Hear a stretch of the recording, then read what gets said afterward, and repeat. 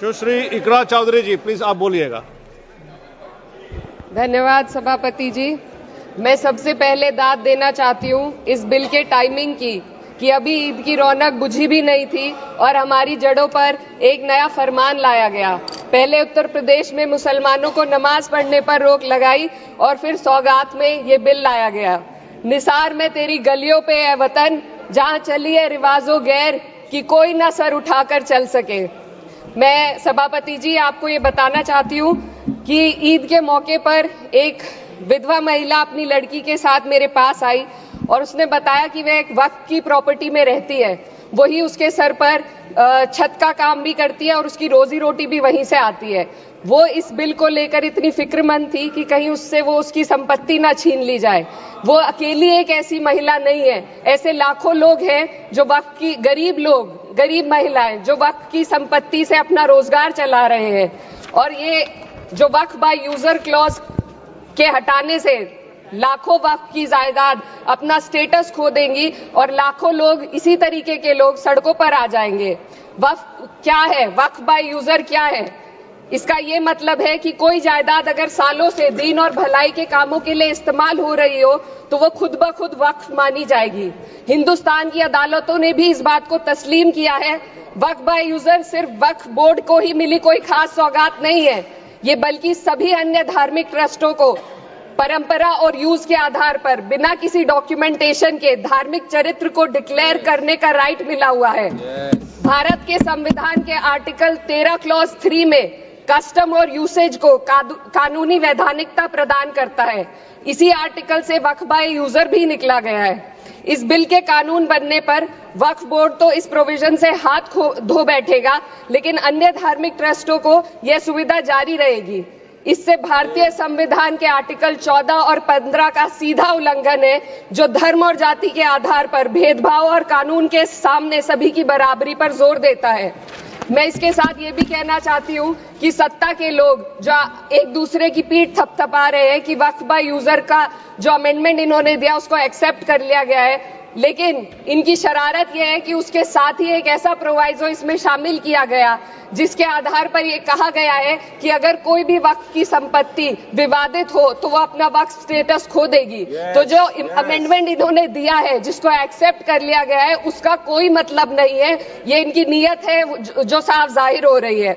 सोने पर सुहागा एक काम और किया है, सरकार ने वक्फ की कानून के सेक्शन 107 को हटाकर लिमिटेशन एक्ट में 12 साल तक ही किसी के खिलाफ अदालत में जाने का प्रोविजन है। सेक्शन 107 में बोर्ड को लिमिटेशन एक्ट से राहत मिली हुई थी। वक्फ बोर्ड कभी भी अवैध कब्जाधारियों के खिलाफ अदालत जा सकता था। अगर ये सेक्शन ना हो तो अवैध कब्जा करने वाले लोग कानूनी प्रक्रिया का फायदा उठाकर वक्फ की प्रॉपर्टी को हड़प सकते हैं। अन्य धार्मिक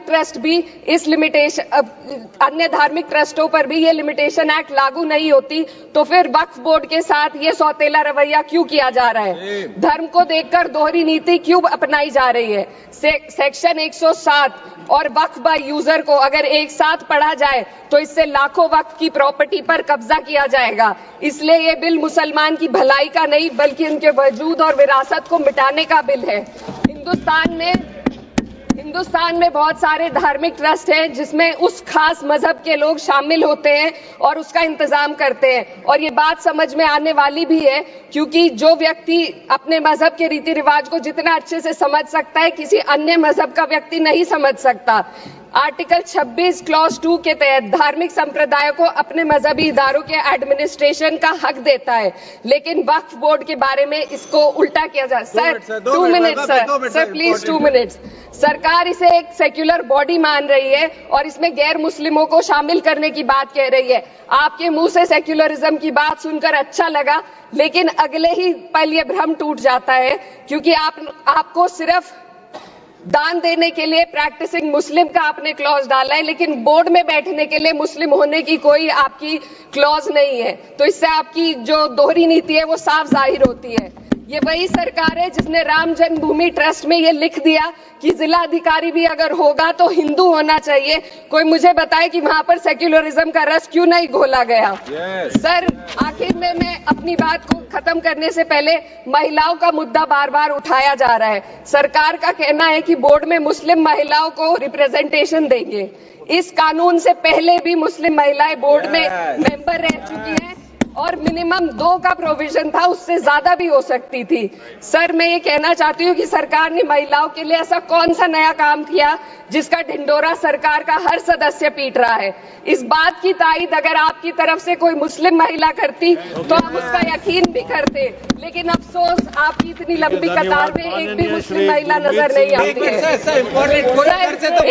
महिला नहीं है, एक महिला। सर, मैं खुद एक मुस्लिम महिला हूँ, मैं सिर्फ एक सर मैं माइनॉरिटी महिला हूँ। इस सदन में हम सिर्फ 2 महिलाएं हैं और उस नाते से मैं ये बात कहना चाहती हूँ कि इस बिल के माध्यम से मुस्लिम महिलाओं को कुछ नहीं मिल रहा है। ये हमें कुछ नहीं देना चाहते, सिर्फ टोकनिज्म हमारे नाम पर बनाकर एक नैरेटिव मीडिया में चलाना चाहते हैं। तो ये बिल मुसलमान की भलाई का नहीं, उनकी पहचान को मिटाने का है। सर, अंत में मैं बस यही कहना चाहती हूँ कि कागजों की कैद में बस नाम रह जाएंगे, वो जो हमारे थे सिर्फ दावे में रह जाएंगे। इस बिल के द्वारा मीठी ईद के जायके को कड़वा करना, यही असली सौगाते मोदी था। बहुत बहुत